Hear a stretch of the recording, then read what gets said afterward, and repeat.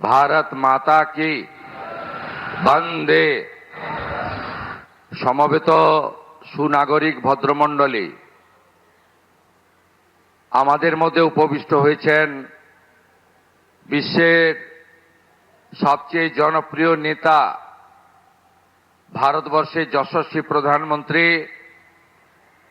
এবং যার হাত ধরে সিটি অফ জয় এই কল্লোলিনী তিলোত্তমা কলকাতা তথা পশ্চিমবঙ্গে যোগ কামস টু হোম, যোগ বঙ্গে ফিরে এলো, সেই মাননীয় নরেন্দ্র মোদীজিকে 11 কোটি পশ্চিমবঙ্গবাসীর পক্ষ থেকে, রাজ্য সরকারের পক্ষ থেকে হৃদয় থেকে স্বাগত, অভিনন্দন, শ্রদ্ধা, কৃতজ্ঞতা এবং প্রণাম নিবেদন করছি।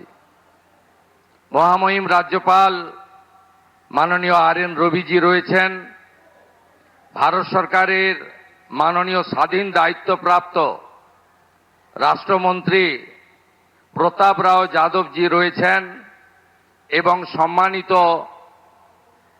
ব্যক্তিবর্গ, মিডিয়ার বন্ধুরা এবং যোগপ্রেমী জনগণ রয়েছেন।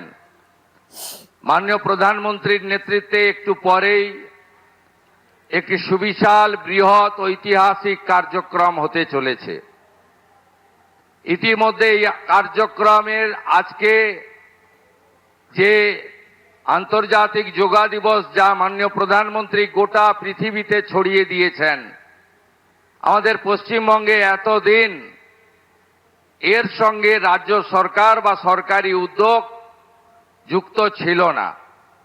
কারণ আমাদের অজানা, আমি সে কথা বলতেও চাই না এই সুপ্রভাতে, কিন্তু আমরা মনে করি পশ্চিমবাংলার জনতা জনার্দন তারা যে ঐতিহাসিক সিদ্ধান্ত নিয়েছেন, যার ফলশ্রুতিতে এবারে বন্দে যোগ, যোগ পূজা পশ্চিমবঙ্গের সর্বত্র হচ্ছে।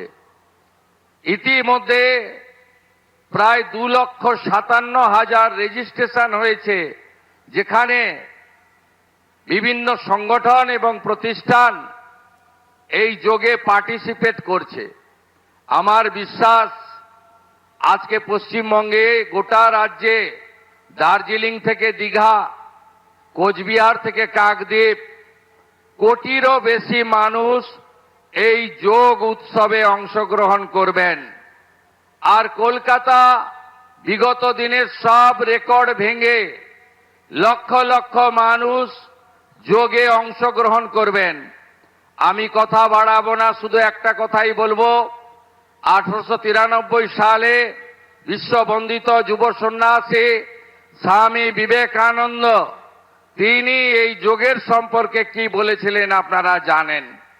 যোগই একমাত্র মুক্তির উপায়, যোগই আনন্দ, যোগই প্রেম এবং যোগের মধ্য দিয়ে মন এবং শরীরের বিকাশ তিনি অনেক আগে বলে গেছেন।